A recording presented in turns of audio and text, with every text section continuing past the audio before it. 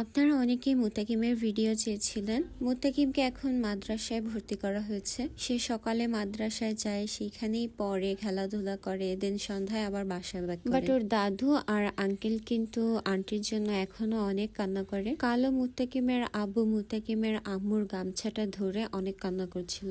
আর আরেকটা বিষয় হচ্ছে মুত্তাকিমের মা নাকি বিষ খেয়ে এরপর মারা গিয়েছে। মানে আরো 3 মাস আগে সেই কীটনাশক টাইপের কিছু খেয়েছিল, তারপর আর সেইটা ওয়াশ করেনি।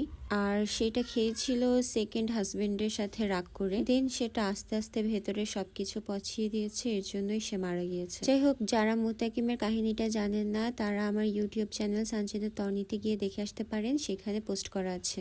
বাই দ্য ওয়ে, সবাই মুত্তাকিমের জন্য দোয়া করবেন।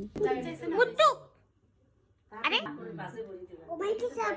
ঘুমাইতেছে ও না, লালুকে দেখাও।